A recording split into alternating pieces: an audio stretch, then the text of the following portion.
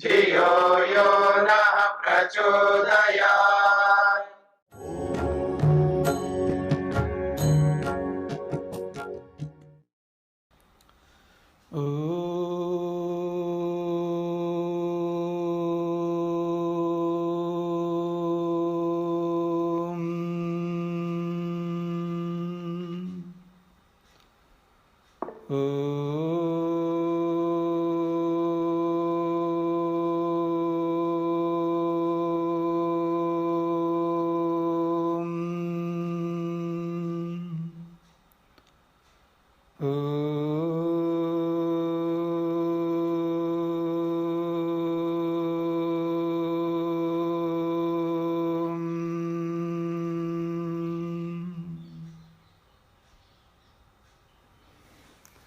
छांदोग्य उपनिषद के अंतर्गत प्रथम प्रपाठक द्वितीय खंड चल रहा है।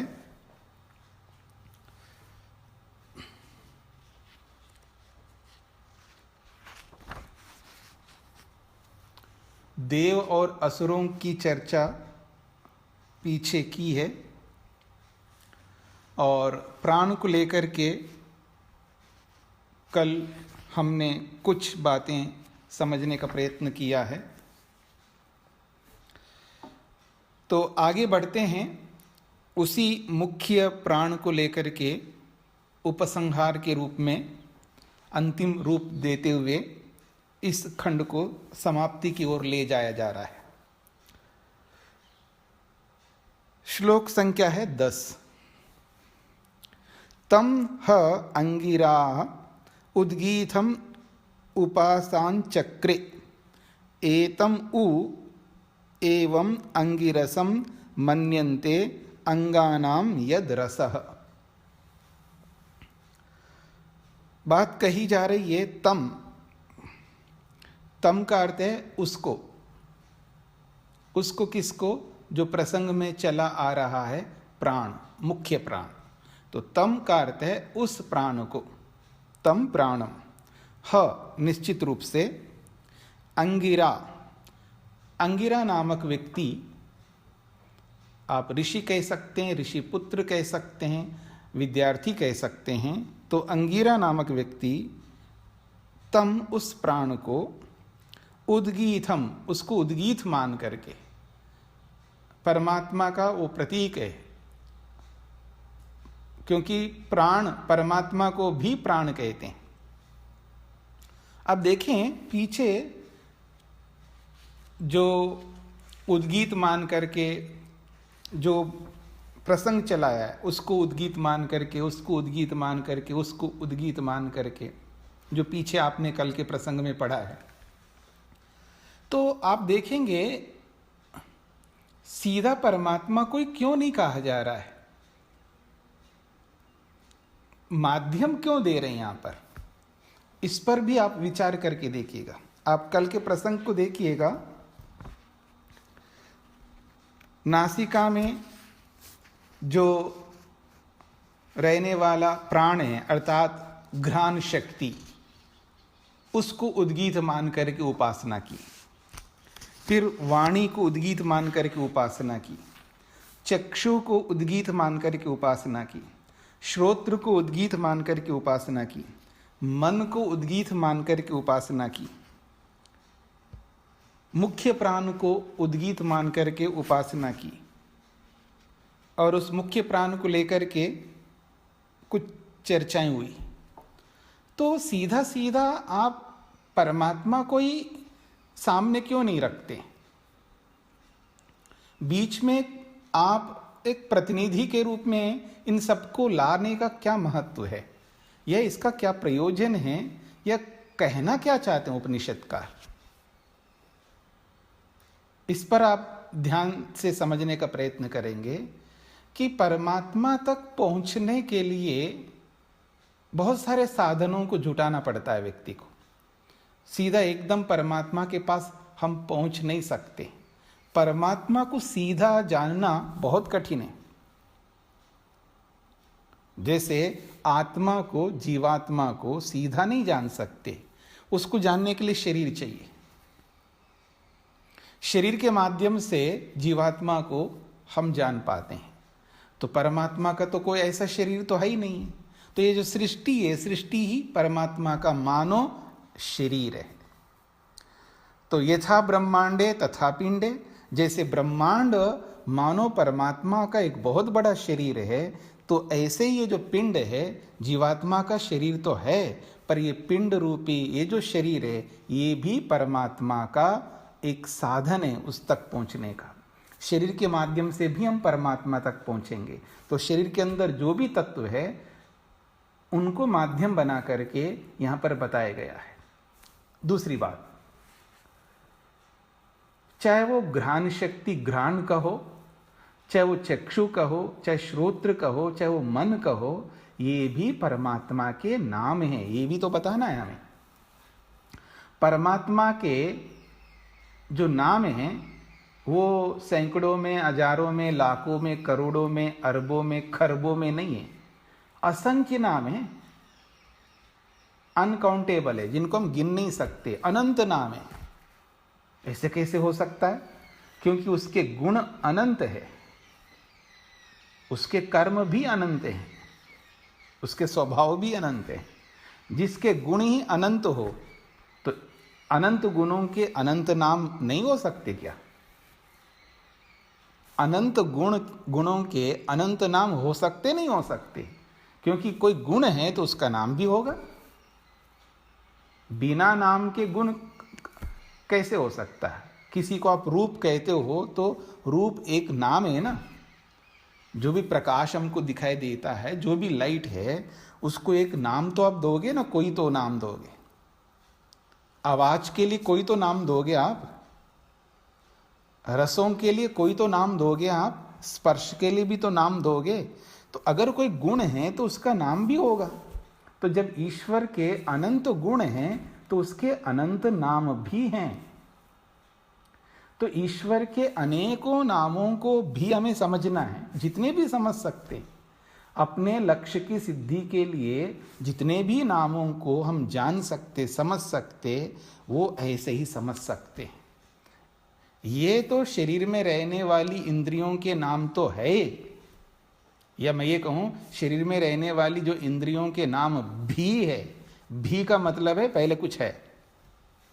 ये भी शब्द तभी बोला जाएगा जब पहले कुछ हो। उनको ले जाओ, उनको ले जाओ, उनको ले जाओ, उनको भी ले जाओ, उनको भी ले जाओ। इसका मतलब है पहले कुछ लोगों को ले जाने के लिए बोला, और इनको भी का मतलब है पहले कुछ हो चुका है।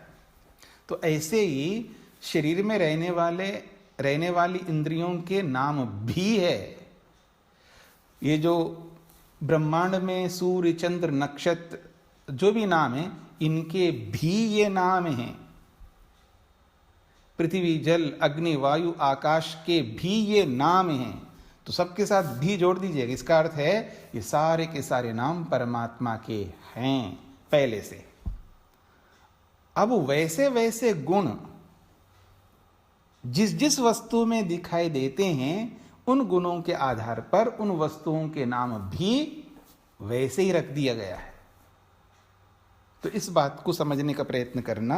तो ये जो माध्यम बताया जा रहा है कि आप घ्राण शक्ति को, आप चक्षु शक्ति को, आप श्रोत्र शक्ति को, आप मन शक्ति को उद्गीत मानो, तो ये माध्यम है। क्योंकि ईश्वर तक पहुंचने के लिए सीधा सीधा ईश्वर को समझ नहीं सकते, इनके माध्यम से हम वहां तक पहुंच सकते हैं।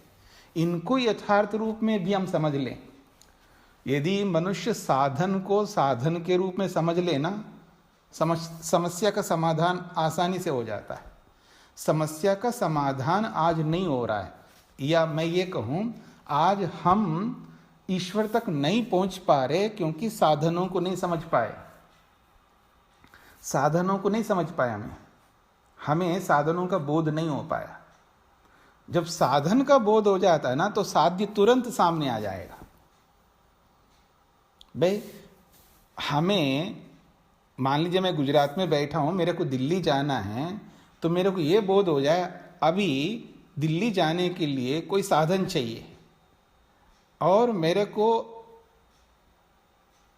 बस आज ही जाना है, और आज ही, आज का मतलब अभी 6 बज रहा है, 6 सवा 6 बज रहा है, और आज ही मेरे को रात को 11 बजे लेक्चर देना है दिल्ली में, और अहमदाबाद मतलब गुजरात में बैठा हूँ, तो मेरे को साधन पता लग जाए ना, अभी कौन सा ऐसा साधन अपनाऊं जिसको अपना करके मैं दिल्ली में जाकर के 11 बजे लाइव सामने बैठ कर के उनके सामने मैं प्रवचन करूं।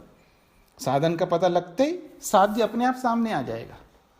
साधन का ही भरोसा नहीं है, साधन का ही बेरा नहीं है। मेरे को पता ही नहीं है कि मैं ट्रेन में जाऊंगा या 4 व्हीलर गाड़ी में जाऊंगा या एरोप्लेन में जाऊंगा, कुछ पता नहीं लग रहा है मेरे को, कैसे पहुंच पाऊंगा। और 11 बजे देना है, तो 11 बजने में 6 बज रहा है, तो 5 घंटे है मेरे पास में। तो कहने का अभिप्राय है, जब साधन सटीक मेरे को पता लग जाएगा, मैं एक चोपर करके चले जाऊंगा, मेरे को पता लग गया कि इससे मैं आसानी से जाऊंगा और वहां जाकर के 11 बजे और प्रवचन दे दूंगा, फिर आगे जो भी होगा होगा। कहने का अभिप्राय है, जो लक्ष्य है उस लक्ष्य के अनुरूप, उद्देश्य के अनुरूप, साध्य के अनुरूप जब तक साधन का पता नहीं लगता है ना, तब तक हम धरे के धरे रह जाएंगे। कहने का अभिप्राय है, आज हम किसी भी रूप में दुखी हों या किसी भी रूप में नाखुश हों, अतृप्त हों, असंतुष्ट हों, भय से युक्त हों, जो भी कारण है, साधनों के बारे में सटीक जानकारी ना होना है। तो साधनों को जानना बहुत आवश्यक है, पर हम यथार्थ में साधनों को साधनों के रूप में नहीं समझ पाए हैं, साधनों को साध्य समझ बैठे हैं किसी ना किसी रूप में। कोई 99% समझता होगा साधन को ही साध्य, कोई 9% जानता होगा, कोई 1% जानता होगा, पर साधन को ही साध्य बना के हम लोग घूम रहे हैं आज। ये आपको कितना समझ में आया आप ही जानते हैं। और जिस दिन साधन साधन के रूप में समझ में आ जाए ना, बिल्कुल आसान हो जाएगा, पर हम नहीं समझते, बहुत अविद्या हमारे अंदर है। तो इसलिए उपनिषदकार ने इन साधनों के माध्यम से हमें वहां तक पहुंचाना चाहते हैं। साधन को भी यथार्थ में समझो, उस साधन के पीछे साध्य परमात्मा विद्यमान है, वो साधन के रूप में भी है, वो साध्य के रूप में भी है। ये अंतर हमें समझना है, बहुत सूक्ष्म अंतर है। तो आइए, तम अंगिरा उद्गीतम उपासन चक्रे, उस मुख्य प्राण को अंगिरा नामक व्यक्ति, ऋषि या विद्यार्थी उद्गीत मान करके उपासन चक्रे, उसकी उपासना की, उसकी आराधना की, उसका सेवन किया, उसको समझने का प्रयत्न किया। एतम उ एवं अंगिरसम मन्यन्ते, एतम उसी मुख्य प्राण को, उ निश्चित रूप से, एवं अंगिरसम मन्यन्ते, उस मुख्य प्राण को ही अंगिरा नाम से बोला जा रहा है। जब व्यक्ति और उसका कार्य इतने आपस में जुड़ जाते हैं, इसको कहते हैं दार्शनिक भाषा में तादात्म्य संबंध। इतना गहरा संबंध हो जाता है, जैसे दूध और पानी का जो संबंध है ना, बहुत गहरा संबंध है। ऐसे ही व्यक्ति और उसका जो कार्य होता है, उसका गहरा संबंध होता है। वो कार्य चल रहा है, इसका मतलब वह व्यक्ति है, और वह व्यक्ति है, इसका मतलब कार्य चल रहा है। ऐसा गहरा संबंध होता है।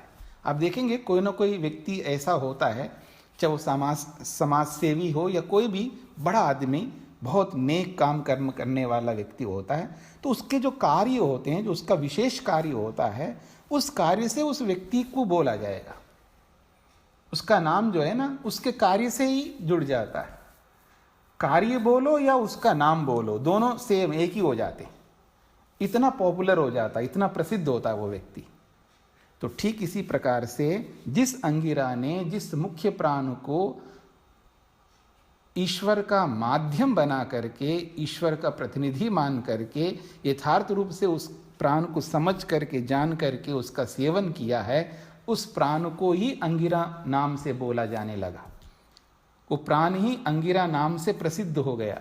जैसे आपने कठोपनिषद में पढ़ा है ना, जो नचिकेता है, वो नचिकेता ने 3 अग्नियों का आधान किया था और उसका नाम ही त्रिनाचिकेता पड़ गया। ये तो याद आ रहा है आपको या भूल गए?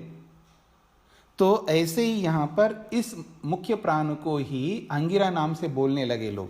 तो इसलिए कह रहा एतम उ एवं अंगिरसम मन्यन्ते। एतम इस मुख्य प्राण को, उ निश्चित रूप से, एवं इसी प्रकार से, जिस प्रकार से उसने उसको तादात्म्य संबंध से जुड़ गए उसके साथ में, अंगिरसम मन्यन्ते, उसी प्राण को अंगिरा नाम से बोलने लगे। क्यों? अंगानाम यद रसः। वो अंगिरा नाम से क्यों बोला जा रहा है उस प्राण को? तो कहा जा रहा है, उसका हेतु, उसका कारण बताया जा रहा है, अंगानाम यद रसः, क्योंकि ये जो मुख्य प्राण है ये अंगों का सार है। ये जो शरीर है ना, हमारा जो शरीर, इस शरीर में बहुत सारे अंग है, बहुत सारे अवयव है, बहुत सारी कोशिकाएं हैं, बहुत सारे सेल्स हैं ना। उन सब अवयवों को ये ऐसा जीवनी तत्व पहुंचा देता है, तो मानो समस्त अंगों का एक सार के रूप में ये मुख्य प्राण, अर्थात आधार है, बेस है समस्त अंगों का। ये रस जो है, रस शब्द के बहुत सारे अर्थ बताए थे ना पीछे, तो ऐसे यहाँ पर रस का मतलब है वो इन समस्त अंगों का वो आधार है, ये मुख्य प्राण। उसके बिना अंग अंग के रूप में रह नहीं सकता। ये इस बात को समझना है। आगे बढ़ते हैं। तेन तम ह बृहस्पति उद्गीथम उपासान चक्रे एतम उ एव बृहस्पतिम मन्यन्ते वाग ही बृहति तस्या एषः पतिः। बहुत अच्छी बात कही है। तेना, तेना का मतलब है इसी कारण से, जिस कारण से अंगिरा नामक व्यक्ति ने उस मुख्य प्राण को उद्गीत मान करके, उसकी उपासना करके अपने नाम से वो कहलाए, मतलब उसका और उस प्राण का नाम एक जैसा हो गए थे।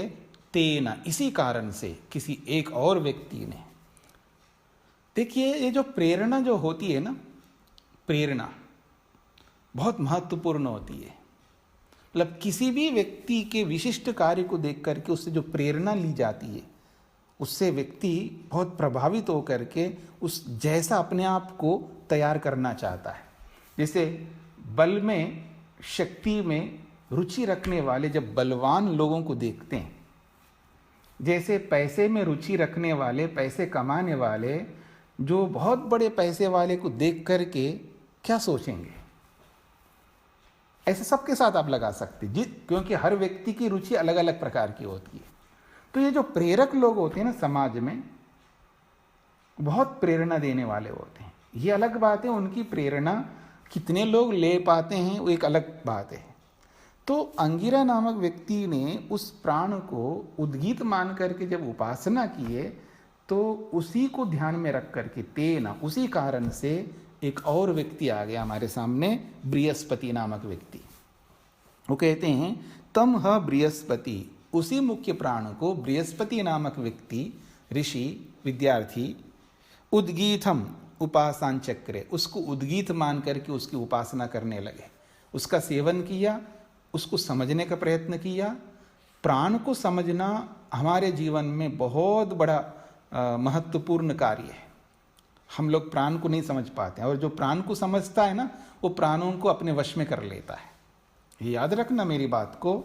जो व्यक्ति प्राणों को समझता है ना, प्राणायाम करके, उपासना के माध्यम से प्राणों पर अपना अधिकार जमा करके धीरे धीरे एक ऐसी स्थिति में आ जाता है, वो अपने प्राणों को अपने वश में करने लगता है। व्यक्ति सांसें लेना उसको समझ में आता है, कहाँ कितना सांस लेना है, कितना नहीं लेना है, कहाँ कैसे प्राणों का व्यवहार करना है, उसको बहुत कुछ, एक प्राण विद्या एक अलग विद्या है। तो प्राण को जब वो समझ लेता है व्यक्ति, तो बृहस्पति ने भी उस प्राण को ही उद्गीत मान करके उसका सेवन करने लगा और उसने सेवन किया है, तो कहते हैं एतम उ एव बृहस्पतिम मन्यन्ते। एतम, उसी मुख्य प्राण को अब उस बृहस्पति के नाम से कहने लगे। प्राण अर्थात बृहस्पति, उसके नाम से भी प्राण कहलाने लगा। तो एतम उ एव बृहस्पतिम मन्यन्ते, उस मुख्य प्राण को ही बृहस्पति के नाम से मानने लगे, क्योंकि बृहस्पति नामक व्यक्ति भी उस प्राण के साथ जुड़ करके वो और बृहस्पति तादात्म्य हो गए हैं, एक साथ हो गए हैं कि जहाँ बृहस्पति इसका अर्थ है वहाँ प्राण वश में है, और जहाँ प्राण वश में है तो वहाँ बृहस्पति है, ऐसा। तो अब उस प्राण को बृहस्पति क्यों कहा जाए, उसका एक हेतु दिया जा रहा है। तो कहते हैं वाग ही बृहति, वाणी का नाम बृहति है। वाक जो है उसका एक नाम, वाक का मतलब वाणी, वाक यानी वाणी, इस वाणी का एक नाम है बृहति। बृहति जो है बड़े को कहते हैं, बहुत बड़ी चीज को बृहति कहते हैं या बृहत कहते हैं। तो ये वाणी जो है बहुत बड़ी चीज है, साधारण चीज नहीं, याद रखना। मेरी ओर देख रहे हैं ना आप लोग कि आदमी एक शब्द से, मेरी बात समझने का प्रयत्न करना, वाणी में कितनी शक्ति है इसको समझने का प्रयत्न करना। आदमी एक शब्द से एक आदमी को जीवन भर दुखी कर सकता है, एक ही शब्द से। ऐसी वाणी का प्रयोग करता है, एक ही शब्द से जीवन भर उसको दुखी, और आप लोगों को तो पूरा दिन भर दुखी कर सकता है एक ही शब्द, चाहे वो पति बोले या पत्नी बोले, सास बोले या बहू बोल दे या और कोई बोले, एक ही शब्द जो है ना आपको पूरा दिन परेशान कर देगा। क्या शक्ति है उसके अंदर, वाणी के अंदर।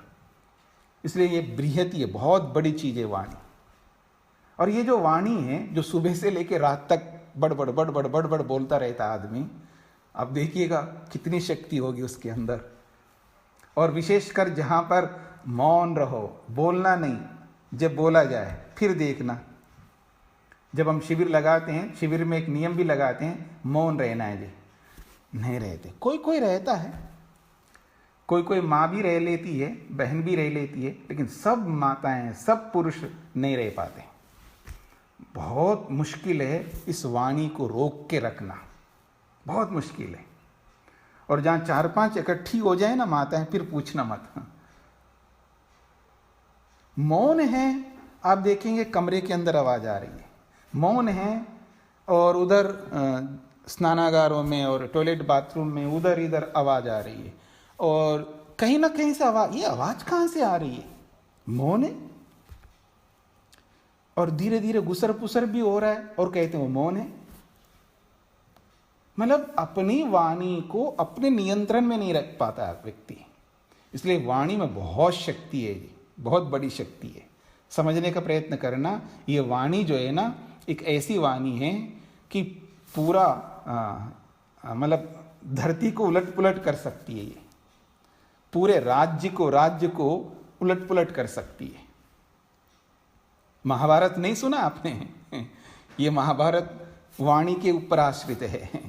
पूरा महाभारत बड़ा युद्ध हो गया, 18 दिनों का युद्ध इस वाणी को लेकर के। तहस नहस कर दिया, बड़े बड़े योद्धा, महायोद्धा सब नष्ट हो गए, पूरी परंपरा नष्ट हो गई। वो भुगत रहे आज भी हम लोग। आपको पता है ना, महाभारत के बाद में ही ये जो हरास जो हुई है ना, ये महाभारत के बाद से ही हुई है। तो कहने का अभिप्राय है ये जो वाणी है बहुत बड़ी चीज। स्वामी जी आपको किसी ने म्यूट कर दिया, आवाज नहीं आ रही। मैं बिल्कुल म्यूट नहीं हूँ स्वामी जी। हाँ जी, मैं सुन रहा हूँ।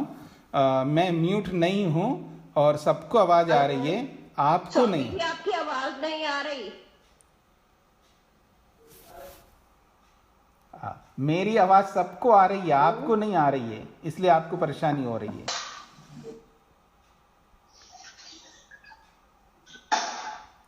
तो देखिए, इसको बृहति बड़ी चीज इसलिए कही जा रही है, वाणी में सारी विद्या है। ये भी एक बात समझने का प्रयत्न करना, इस वाणी के अंदर सारी विद्या है। ये जो चारों वेद है ना, इसी वाणी के अंदर है। और वाक वेद को भी कहते हैं। वाक शब्द जो है ये वेद के लिए भी आता है। और अनंत विद्या है ईश्वर के पास में, वो सारी अनंत विद्या का नाम भी वाक है। वो अनंत विद्या हमें मिले ना मिले वो अलग बात है, पर चारों वेदों की विद्या तो हमें मिल सकती है। और वो चारों वेदों की जो विद्या है, सारी की सारी विद्या वाक वाणी के अंदर स्थापित है। इसलिए बृहति कहा इसको। तो कहा जा रहा है वाग ही बृहति, ये जो वाणी है ये बृहति है, बहुत बड़ी चीज है। तस्याह एषः स्वामी जी पति। आपकी आवाज नहीं आ रही है बिल्कुल भी। आपको किसी ने म्यूट कर दिया है। स्वामी जी की आवाज सबको आ रही है, आपके यहाँ पे कुछ प्रॉब्लम है, आप प्लीज चेक करिए। दीदी हमको तो आ रही है। हाँ, दूसरे लोग को नहीं बोलिएगा, दूसरे लोग बोलेंगे तो और अव्यवस्था हो जाएगी। जी जी। तो कहा जा रहा है तस्याह एषः पति, तस्याह उस वाणी का, तस्याह जो है ये वाणी के लिए, वाक के लिए आया। तस्याह एषः, ये जो प्राण है, मुख्य प्राण है, पति, ये पति है। वाक जो है उसका स्वामी, मालिक, उसका आधार, ये मुख्य प्राण है। ये वाणी तब तक चलती रहेगी जब तक प्राण है, याद रखना। अगर प्राण ही ना हो तो वाणी, वाणी का कोई मतलब ही नहीं है। आज मैं अभी बोल रहा हूं, इसके पीछे वाणी है, प्राण है। अगर मैं बोल पा रहा हूं, इसके पीछे प्राण है। तो इसलिए कहा जा रहा है तस्याह एषः पतिः, उस वाणी का जो है ये जो मुख्य प्राण है ये स्वामी है। पति का मतलब है मालिक है, यानी उसका आधार है। उसी प्राण के कारण से ये वाणी बोल पा रही है। तो आगे बढ़ते हैं। तीसरी बात कही जा रही है, तेन तम ह आयास्य उद्गीतम उपासान चक्रे एतम उ एव आयास्यम मन्यन्ते आयास्यद यद आयते। बहुत अच्छी बात कही जा रही। तीसरी बात, पहली बात कही है अंगिरा ने प्राण को उद्गीत मान करके उपासना की है, तो अंगिरा और प्राण अभिन्न हो गए, एक ही हो गए। यानी अंगिरा कहो प्राण कहो एक ही बात है, यानी प्राण को ही अंगिरा नाम से बोला गया। फिर दूसरी बात कही है बृहस्पति ने उस प्राण को उद्गीत मान करके उपासना की है, तो बृहस्पति और प्राण एक ही करण हो गए, एक ही हो गए। बृहस्पति कहो या प्राण को एक ही बात है। अब तीसरी बात कही है तेना, अब उन दोनों को ध्यान में रख करके तीसरा व्यक्ति, क्योंकि एक व्यक्ति की उन्नति को देख करके दूसरा, तीसरा, चौथा, कितने लोग उससे प्रेरणा लेकर के वो भी बड़े बन सकते हैं। इसलिए मैं एक बात कहा करता हूं, जो बड़े लोग होते हैं, सेलिब्रिटीज होते हैं, तो एक सेलिब्रिटी को देखने के लिए घंटों टाइम दे देता है व्यक्ति, खड़े होकर के उसके मकान के सामने कई दिन लगा करके सारी संपत्ति बेच डालता है। ऐसे बहुत सारी घटनाएं आप भी सुनते होंगे समाचारों में, किसी से मिलने के लिए, किसी से हाथ मिलाने के लिए, किसी के साथ खड़े होकर के फोटो खिंचाने के लिए, और भी बहुत सारी चीजें करते रहते हैं। मतलब सारा जीवन झोंक देते उसके लिए, उससे हाथ मिलाने के लिए, उसके साथ खड़े होने के लिए सारा पैसा, समय, बुद्धि सब कुछ खर्च कर देते हैं। अच्छी बात है, पर केवल इतने मात्र से इतिश्री नहीं करना चाहिए। व्यक्ति को मिलो, उसमें कोई आपत्ति नहीं, मिलना चाहिए, उनके साथ खड़े भी होना चाहिए, उनसे फोटो भी खिंचवाना चाहिए और उनसे हाथ भी मिलाना चाहिए। ये सब केवल इतने के लिए नहीं है। अगर उससे कोई प्रेरणा लेकर के वो भी मेहनत करे आगे बढ़ने के लिए, वो नहीं होता, यदि वो नहीं होता है तो ऐसा करना व्यर्थ है। मेरी बात को समझना और अन्यथा मत समझना, थोड़ा सर्वांगीण दृष्टिकोण से आपको समझना है। क्योंकि ये जो बातें जो हो रही है, कि समाज को ध्यान में रख करके भी तो उपनिषद अपनी बात को सामने रखती है। और हमें केवल ये पोथियां नहीं पढ़नी है, व्यवहार के साथ इसको जोड़ करके भी पढ़ना है। हम कहाँ पर भूले करते हैं। मैं ये नहीं कहना चाह रहा हूँ आप किसी सेलिब्रिटी के लिए ऐसा करते हैं, उसके लिए नहीं करते होंगे, किसी और के लिए करते होंगे आप। इसलिए हर कोई व्यक्ति किसी न किसी अविद्या में झगड़ा हुआ है, उस अविद्या को दूर करना हमारा कर्तव्य है। तो मेरा कहने का अभिप्राय है, जब किसी से मिलने के लिए, किसी के साथ खड़े होने के लिए, किसी के साथ फोटो लेने के लिए जो शक्ति, समय, बुद्धि सब कुछ लगा करके अपने आप को झोंक देते हैं, ऐसा करना गलत तब नहीं होता है जब ऐसा करके व्यक्ति वो भी वैसा ही आगे बढ़ने के लिए मेहनत करे। जब ऐसा नहीं करता है, केवल फोटो दिखा दिखा करके वो जीवन भर वैसे ही रह जाता है, तो ये बहुत हानिकारक है। इसलिए जितना सामर्थ्य, शक्ति, धन और बुद्धि सब कुछ लगा करके उससे केवल मिलने के लिए, खड़े होने के लिए, फोटो के लिए उसने मेहनत किया है, उतना ही पुरुषार्थ अपने लिए लगाता तो पता नहीं वो कहां तक पहुंच जाता। वो नहीं करता आदमी। तो इस दृष्टिकोण से प्रेरणा बहुत महत्वपूर्ण होती है कि किसी भी अच्छे व्यक्ति को या किसी भी बुरे व्यक्ति को देख करके हमें प्रेरणा मिलती है दो प्रकार से। अच्छे को देख करके अच्छे बनने के लिए और बुरे को देख करके बुरे न बनने के लिए। तो ये जो प्रेरणा है, दो लोगों को देख करके अब तीसरा व्यक्ति सामने आ गया। तेना, उसी को ध्यान में रख करके, तम ह, उसी मुख्य प्राण को आयास्य उद्गीतम उपासान चक्रे, आयास्य नामक व्यक्ति ने, नाम भी बहुत अच्छे रखे हैं, देखिएगा प्राचीन नाम इतने अच्छे हैं कि बहुत आश्चर्य होता है। कुछ लोग आजकल के जो लोग नाम रखते हैं ना, मतलब शब्दों को बिगाड़ करके नाम ऐसे रख देते हैं, पता नहीं क्या क्या, उसका अक्षर इसका अक्षर ले करके ऐसे उसका संयोजित करके पता नहीं क्या मॉडर्नाइज्ड हो गया। तो ठीक है, रखते होंगे, उनका भी अपना कुछ उद्देश्य होता होगा, जो भी कारण है, लेकिन पीछे के नाम भी रखना चाहिए। जो इतिहास में जो बहुत सारे अच्छे अच्छे नाम आते हैं उनको भी हम रख सकते। आयास्य बहुत अच्छा नाम है। तो आयास्य नामक जो व्यक्ति है, ऋषि है, विद्यार्थी है, उसने उस मुख्य प्राण को उद्गीत मान करके उसका सेवन किया है, उसकी उपासना की है, उसको समझने का प्रयत्न किया। इसलिए एतम उ एव आयास्यम मन्यन्ते, एतम उस मुख्य प्राण को ही आयास्य नाम से बोला जाने लगा। क्यों उसको ऐसा महत्व दिया गया है? क्योंकि उसने और प्राण को अपने अंदर ऐसा एकीकरण किया है। प्राण अर्थात आयास्य, आयास्य का मतलब प्राण, ऐसा हो गया, यानी तादात्म्य संबंध ऐसे हो गए हैं, तो इसलिए उसको ही आयास्य नाम से बोले जाने लगा। और आयास्य को आयास्य क्यों कहा जाता है, अब उसका समाधान कर रहे हैं। कहते हैं आयास्यद यद आयते। आयास्यद का मतलब है कि आस्य कहते हैं, आस्य मुख में रहने वाले को आस्य कहते हैं। जो मुख में रहता है, मुख के अंदर जो रहने वाला होता है, उसको आस्य कहते हैं। तो जो मुख में रहने वाला है इसलिए वो आस्य है।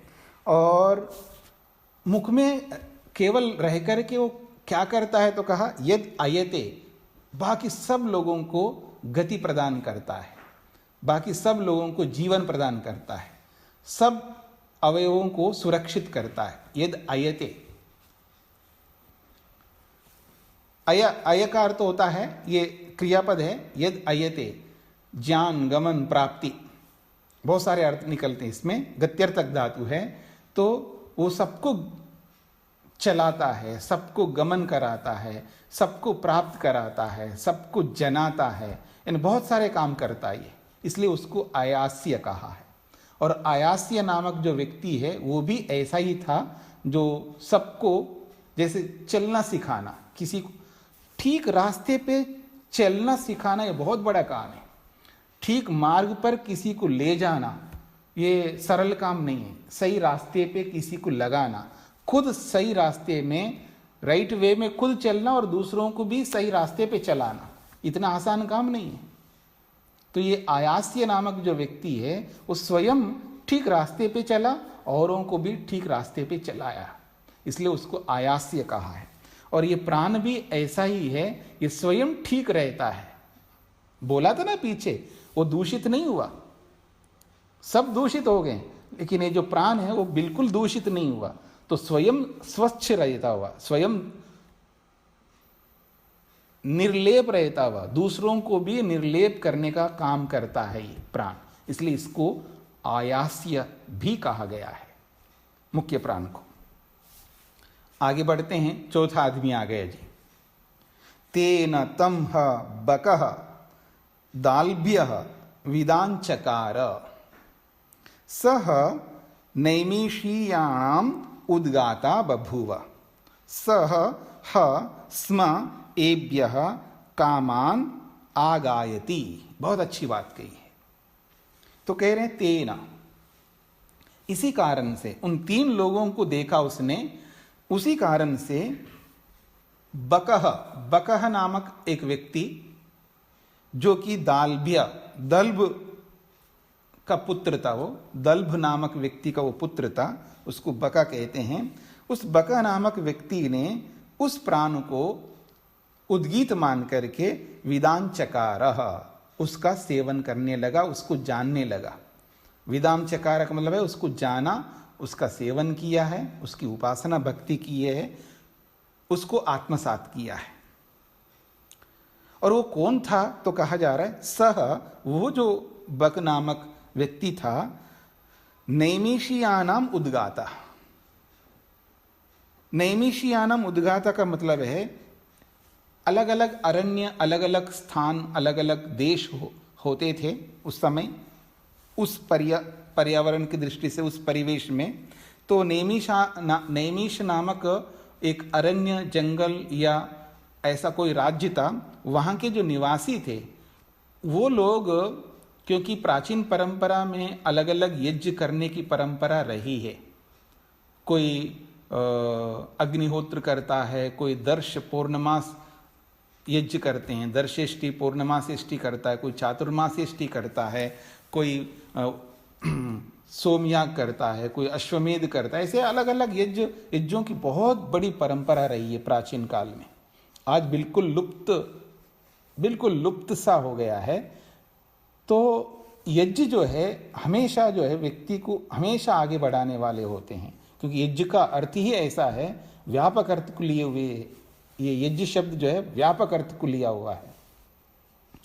तो अलग अलग सत्र होते हैं, एक दिन से लेकर के 1000 दिनों तक और कई जन्मों तक भी ऐसे सत्र होते हैं। अलग अलग सत्र कहते हैं, जैसे सोमयाग है, ऐसे ऐसे बहुत सारे सत्र यज्ञ अलग अलग होते हैं। नाम यज्ञों के अलग अलग नाम होते हैं, कहीं यज्ञ के रूप में, कहीं याग के रूप में, कहीं होत्र के रूप में, कहीं होम के रूप में, कई सत्र के रूप में, ऐसे नाम अलग अलग है। यज्ञ के बहुत सारे नाम हैं, उनमें सत्र भी एक नाम है। तो अलग अलग सत्र यानी अलग अलग यज्ञ।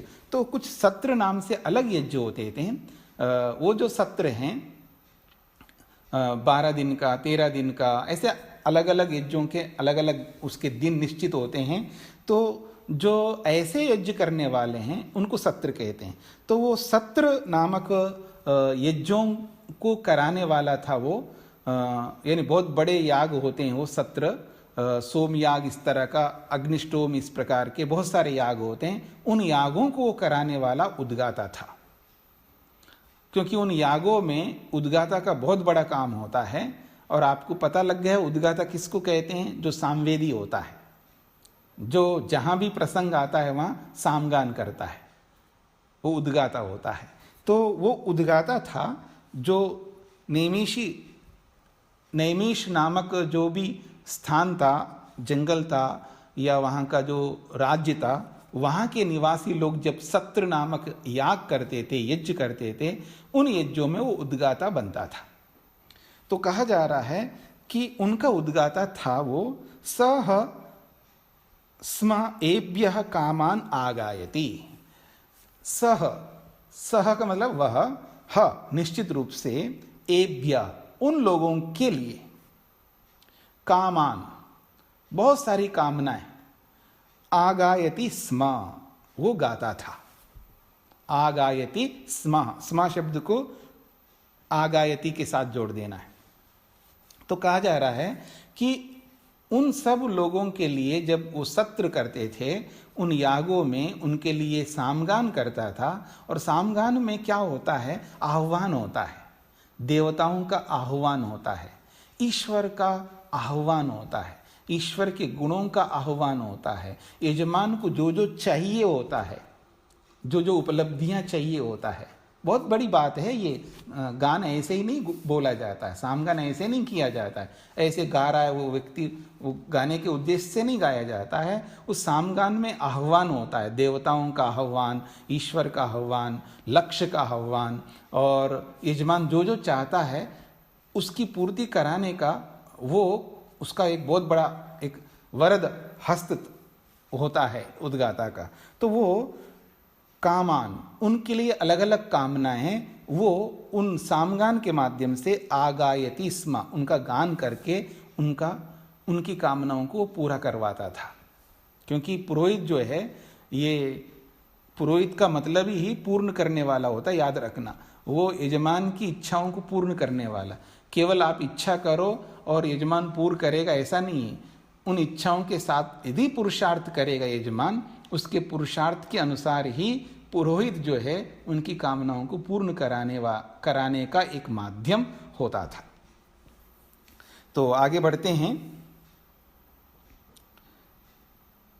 आगाताः वै कामानां भवति या एतद् एवं विद्वान् अक्षरम् उद्गीतम् उपास्ते इति अध्यात्मम्। तो इस श्लोक से इस खंड को पूरा कर रहे हैं। तो कह रहे हैं आगाता, आगात्री, आगाता, आगाता ह वै कामानं भवति यह एतद् एवं विद्वान्। यहां से समझने का प्रयत्न करना। यह एतद् एवं विद्वान्, यह जो, एतद् इस बात को, किस बात को? जो अभी पीछे प्रसंग में जो भी बातें कही है, इस बात को, एवं इसी प्रकार से, विद्वान, वो जो व्यक्ति कौन है? वो विद्वान है, जानकार है। किस बात को कहता हूं? अक्षर रूपी उद्गीत को, एकाक्षर ब्रह्म रूपी उद्गीत को इस प्रकार से जो पीछे बताया गया है कि प्राण के माध्यम से उसको जानो, उसको प्राण मानो, परमात्मा को प्राण मानो। परमात्मा का एक नाम प्राण भी है और वो मुख्य प्राण भी है। बहुत सारे प्राण हैं, मन को भी प्राण कहा, आत्मा को भी प्राण कहा है, वायु को भी प्राण कहा है। उन सब प्राणों में परमात्मा भी एक प्राण है और वो भी मुख्य है। और शरीर में रहने वाले 10 प्राणों में भी जिसको प्राण कहते हैं वो भी मुख्य प्राण है। तो शरीर में रहने वाला प्राण हो या परमात्मा रूपी प्राण हो। तो कह रहे हैं, तो यह विद्वान, जो विद्वान, एतद इस बात को, एवं इस प्रकार से जानता हो। किस प्रकार से? अक्षरम उद्गीतम, एकाक्षर उद्गीत के रूप में उसको जानता हो, प्राण के रूप में जानता हो, और जान करके उपासते, उसकी उपासना करता हो। तो क्या होगा ऐसा करने से? तो कहा आगाता वै कामानां भवति, कामानाम, उसकी जो भी कामना है उन सारी कामनाओं का आगाता, वो पूर्ण करने वाला, भवति होता है। उसकी जितनी भी कामना है उन सारी कामनाओं को वो पूर्ण करने वाला होता है।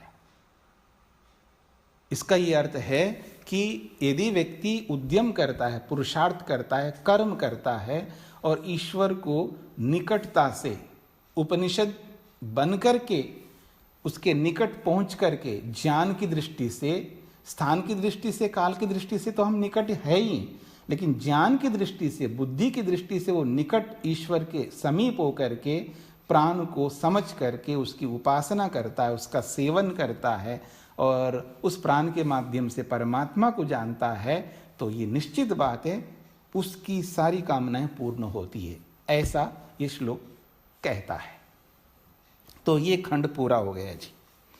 और ये कहा इति अध्यात्मम, ये अध्यात्म को लेकर के, शरीर को लेकर के ये प्रसंग को इस दूसरे खंड में समाप्त कर दिया है। तो अब आप में से कोई प्रश्न करना चाहते हैं तो आप प्रश्न कर सकते हैं। कई बार प्रश्नों के लिए समय, वैसे हम 10 मिनट रखते हैं, लेकिन अभी समय है 15 मिनट है, आप कर सकते हो, अपनी अपनी बात कोई पूछना हो तो पूछ सकते हो जी। प्रणाम स्वामी जी, जी बोल रहा हूँ। जी जी। आपने कहा था कि वाणी में इतना सामर्थ्य है कि एक शब्द में ही पूरे जीवन हम किसी दूसरे के जीवन को दुखी कर सकते हैं। जी जी।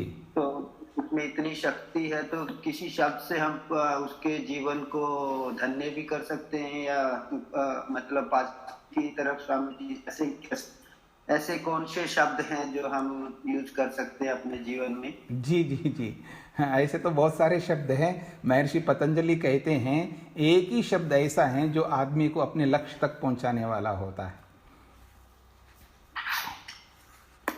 एक ही शब्द पर्याप्त होता है, अपने लक्ष्य तक पहुंचाने वाला होता है।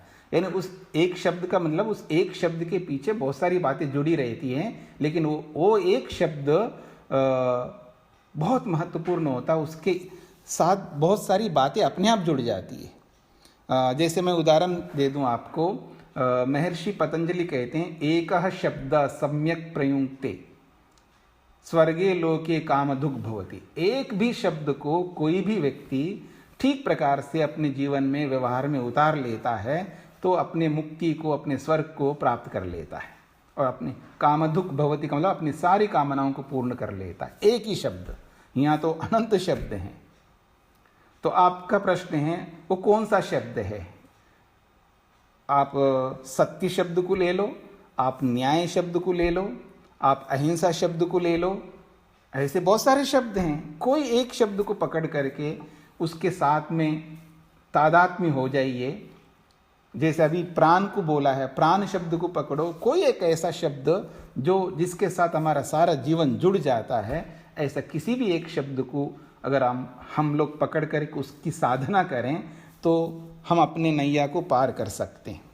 जैसे ये है उचित अर्थ में, और अनुचित अर्थ में तो बोला ही एक ही शब्द आदमी को दुखी कर देता है, वो तो सब जानते हैं जी।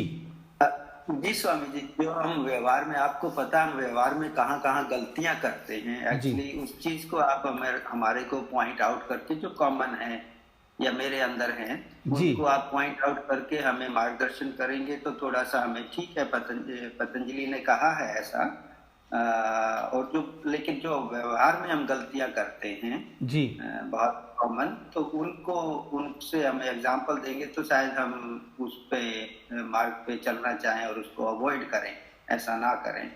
जी जी, ऐसा करें, मतलब ऐसा ना करें और ऐसा करें। जी जी जी, मैं तो बीच बीच में तो मेरे तो भरमार है, मेरे पास उदाहरण है, मैं तो रोज बोलता रहता हूँ किसी ना किसी बात को लेकर के।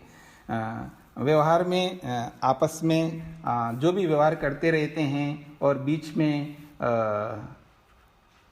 बोल देते हैं तुझे अकल नहीं है, ऐसा बोल दिया किसी को, तुझे अकल नहीं है क्या, ऐसे बोल दिया। अच्छा, वो पति ने बोल दिया, पत्नी ने बोल दिया, बेटे ने बोला है, या सास ने बोला, बहू ने बोला, गुरु ने बोला, शिष्य ने बोला, जिसने भी बोला है, तुझे बुद्धि नहीं है, तुझे इतना भी समझ नहीं है, तुझे इतना भी समझ नहीं है, तो समझ नहीं है बोलो, अकल नहीं है बोलो, या कोई ऐसा शब्द हम बोल देते हैं। अब उस शब्द को लेकर के जिसको बोला गया वो परेशान होता है नहीं होता, वो आदमी मेरे को कैसे कह दिया इसने, और वो भी इनके सामने कह दिया, उसके सामने कह दिया।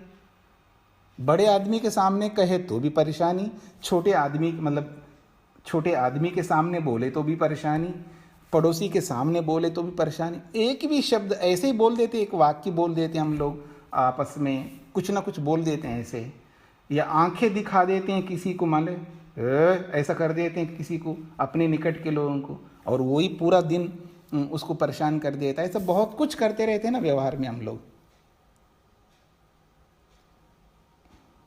मान लो डाइनिंग टेबल पर मैं भी बैठा हूँ, आप भी बैठे हैं, और 2-4 और भी बैठे हैं, और अब बहुत सारे लोग बैठे हैं, और परोसने वाले एक ही है, मान लो जो भी परोसने वाले हैं, चाहे वो पत्नी हो, बेटा हो या पति हो, परोसने वाले जो कोई भी हो, वो ला रहा है और धैर्य नहीं रखता आदमी, घर का स्वामी होता है और जिनको मिल नहीं रही चीज़ें, जब वो वेट कर रहे हैं बैठ के, फिर देखना कुछ ऐसा बोलेगा वो, कुछ तो बोलेगा वो, जो भी एक शब्द बोलेगा। और जो भी परोसने वाला व्यक्ति है बेचारा, वो तो खुद खा नहीं रहा है, दूसरों को खिला रहा है, बहुत बड़ा काम कर रहा है, और उसको ऊपर से आप ऐसा कुछ बोल दो, वो बेचारा परेशान नहीं रहेगा? वो रहेगा, बिल्कुल रहेगा। आपको बताए ना बताए, आप बुरा मत मानना, आपको कुछ बोल दिया है ना, बाद में आप कितना ही उसको सेटिस्फाइड करते रहो या कुछ भी उसको समझाते रहो, हो गए तो हो गए, उसके दिमाग में वो कीड़ा बैठ गया, परेशान हो गए वो आदमी। तो चाहे वो खाते समय हो, व्यवहार लेन देन के समय हो, या कुछ भी ऐसा बहुत कुछ करते रहते हैं, तो हम लोग असावधानी से कहिए या जल्दी में कहिए, अथवा असंयम से कहिए, अधैर्य से कहिए, या एकाग्रता न रखने के कारण से कहिए, सात्विकता के ना होने से कहिएगा, कोई ना कोई कारण हमारे जीवन में आ जाता है और हम कुछ ऐसा शब्द बोल जाते हैं, उसके कारण से सामने वाले को दुख होता है। वो थोड़ी देर के लिए होता है, कोई शब्द कई घंटों के लिए होता है, कोई शब्द पूरे दिन भर के लिए होता है, और कोई शब्द जीवन भर के लिए भी होता है। हाँ जी शेखर जी, अब स्पष्ट हो गया? जी स्वामी जी। जी और हाँ रेणु जी बताइए। स्वामी जी, ये अयास्य मतलब लघु या दीर्घ आयास्य? आयास्य। और इसका शाब्दिक अर्थ क्या होगा स्वामी जी? मुख में रहने वाला। अगर किसी का नाम रखते हैं तो मुख में रहने वाला परमात्मा। हाँ, मुख में रहने वाला परमात्मा है, अथवा जीवात्मा को भी आयास्य कहेंगे और प्राण को भी कहेंगे, वो तो प्रसंग के अनुसार होगा फिर। जी, जैसे आपने बोला ना नाम बहुत सुंदर है, इसलिए मैंने पूछा कि इसका शाब्दिक अर्थ क्या नाम है? हाँ, इस नाम का तो वही मुख में रहने वाला, पूरा ब्रह्मांड है, पूरे ब्रह्मांड में रहने वाले को भी कहेंगे आयास्य, शरीर में रहने वाले को भी कहेंगे, मुख में रहने वाले को भी कहेंगे। जी जी, परमात्मा का भी एक नाम है। और हाँ जी, पर ये लड़की के लिए रखना होगा, 3 अक्षर बन जाएंगे। अच्छा, तो ये पुल्लिंग नहीं है? हाँ जी, ये पुल्लिंग लग रहा है? नहीं, यहाँ तो ये तो ऋषि का नाम है। यहाँ पर तो ऋषि के तो ऋषियों के नाम तो विकल्प हैं, वहाँ पर नहीं देखा जाता है कि ये समअक्षर है विषम अक्षर है। हम लोगों के लिए जब रखेंगे तो हमें ध्यान रखना पड़ता है। नहीं, सम और विषम तो है जी, लेकिन अयास्या अगर हम करते हैं, हाँ तो स्त्रीलिंग बन जाएगा ना, आकारांत बन जाएगा। हाँ, आकारांत बना, ठीक। हाँ, मतलब अगर किसी स्त्री का नाम रखेंगे तो फिर आकारांत करना पड़ेगा। जी जी, ठीक है जी, ये कहना चाह रहा हूँ। जी, समझ गए। जी जी, हाँ जी, और कोई? नमस्ते स्वामी जी। हाँ जी, आरती जी बोलिए। हाँ जी, तो ये सभी शब्द जो है वो ईश्वर के पर्याय हुए। ईश्वर के हैं जी, हाँ जी। और लेकिन जितने भी ये ऋषि के नाम आए हैं उन सब ने तो मुख्य प्राण को ही उद्गीत मानकर किया ना। यहाँ पर जो है, हाँ, मुख्य प्राण को, वो मुख्य प्राण ये शरीर में रहने वाला भी है और वो मुख्य प्राण ईश्वर भी है, वो मुख्य प्राण जीवात्मा भी है, ये सब को समझ लेते हैं। तो हम जब अगर ईश्वर से उद्गीत से वो होना चाहें तो हम मुख्य प्राण को लें या हम अपने मतलब वाणी को लें या हम अपने मुख को लें, किसको हम मान सके? जी, पहले तो प्राण शक्ति है जो शरीर के अंदर जो काम कर रहा है, 10 प्राणों में जो मुख्य प्राण है, पहले उसको लो, उसको समझ लो, फिर उसके साथ जुड़ने वाले आत्मा को समझ लो, फिर उसके साथ जुड़ने वाले परमात्मा को भी समझ लो। जी, तो उसके लिए प्राणों पर आयाम प्राणायाम जो है वो आवश्यक है। हाँ जी, बिल्कुल बिल्कुल, प्राण को समझने के लिए प्राणायाम बहुत आवश्यक है। अब आगे पढ़ेंगे आप लोग प्राणायाम के माध्यम से कैसे आगे बढ़ सकता है, वो एक कहानी के रूप में भी समझाया, आगे आप समझेंगे। हाँ जी, अल्पना जी कुछ बोलना चाह रही हैं। नमस्ते स्वामी जी। जी नमस्ते जी। स्वामी जी, ये शब्द की दृष्टि से पूछना था, जो 11वां श्लोक है जी, इसमें दूसरी पंक्ति है ऋग्वेद मन्यन्ते, वाग घी करके लिखा हुआ है। ये संधि के कारण से वाग ही बनेगा। हाँ जी, वो हकार को घ बन गया, वो संधि के कारण से है। जी जी ये वाली संधि कभी आज तक देखी नहीं स्वामी जी जी। जब पहली बार जो भी हमारे सामने आती है तो पहली बार ही आती है। जी जी। संधियों को, क्योंकि संधियां बहुत है ना, बहुत सारी संधियों में, अब व्याकरण में जब आप व्याकरण पढ़ेंगे तो सारी संधियां आ जाएंगी आपको, या सामान्य संस्कृत पढ़ेंगे तो सामान्य रूप से ही संधियां आएंगी, तो पूरा व्याकरण पढ़ेंगे तो पूरी संधियां आएंगी, तो पूरी संधियों में भी एक संधि है ये, तो वाग ही वाग घी ऐसा हो जाता है। जी हाँ, और कोई?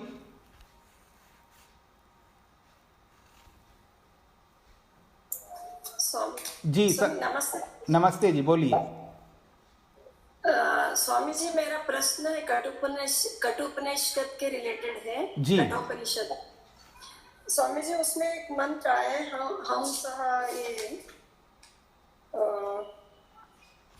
पंचवल्ली में दूसरा मंत्र है। वो बताते समय आपका वीडियो सुन रही थी मैं, तो आप बताए कि आत्मा एक रस है, ना दुख को ना भोगता है, ना सुख को भोगता है। जीवात्मा। हाँ, जीवात्मा।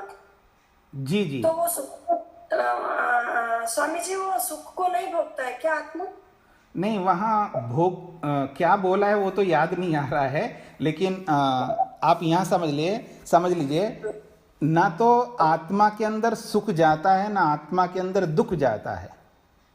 और भोगने का मतलब है वहाँ ये बोला होगा, एक होता है जैसे मेरे में प्राप्त हो रहा है, इस रूप में भोगना, यानी जैसे मुख के अंदर हम पानी डाल रहे हैं, मुंह में पानी डाल रहे हैं तो पानी पी रहे हैं, या खाना खा रहे हैं तो खाना अंदर मुंह के अंदर से जा रहा है। तो ऐसे क्या सुख जो है आत्मा के अंदर जाता है तब वो भोगना होता है, ऐसा है? या दुख आत्मा के अंदर जाता है वो भोगना होता है, ऐसा है? ऐसा बिल्कुल नहीं। इस रूप में अगर शायद बोला हो, क्योंकि वो सुनूंगा मैं दोबारा तो मेरे को पता लगेगा क्या बोला है। तो मैं अभी जो मैं समझ रहा हूँ उस रूप में आपको बता रहा हूँ कि आत्मा वास्तव में सुख को अपने अंदर नहीं भोगता, यानी उसके अंदर सुख नहीं पहुँचता है, ना उसके अंदर दुख पहुँचता है। वो दूर रह करके ही देखता रहता है। अच्छा है तो अच्छा है, अच्छा है, यही भोगना है, और खराब है तो ये खराब है, इसको हटा दो, यही दुख है। इस रूप में भोगना होता है। हाँ जी सरस्वती जी, समझ में आ रहा है आपको? नहीं स्वामी जी, उस वीडियो में दो बार सुनी हुई, उसमें वही बताया कि वो आत्मा सुख नहीं भोग सकता है, ऐसा बताया गया। ये पेज नंबर आपके पास यदि ये पुस्तक है तो आप देख सकते हैं। 93 पेज नंबर। पेज नंबर क्या है? 93 स्वामी जी, दूसरा मंत्र श्लोक। जी जी, अभी निकाल रहा हूं मैं। 93 में दूसरा श्लोक। हंस, अच्छा, हंसः शुचिषत्, ये वाला? हाँ जी, हाँ जी। और इसमें कौन से शब्द को लेकर के मैंने व्याख्या की है? उसमें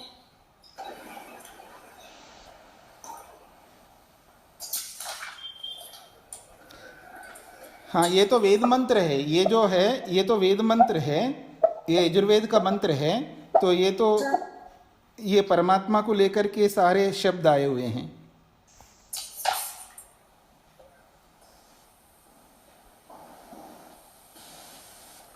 हाँ जी सरस्वती जी, ये तो वेद मंत्र हैं। अंसा शुचिषद, ये जो जितने भी शब्द हैं ये वेद मंत्र, यजुर्वेद का मंत्र है। और जीवात्मा के लिए भी अर्थ ले सकते हैं और परमात्मा के लिए, दोनों के लिए ले सकते हैं। अब ठीक है, जीवात्मा भी इसका अर्थ है और परमात्मा भी है, दोनों का अर्थ है इसमें। तो इसमें किस शब्द को लेकर के मैंने बोला आप बताएंगे तो फिर मैं उसके लिए बोल सकता हूं।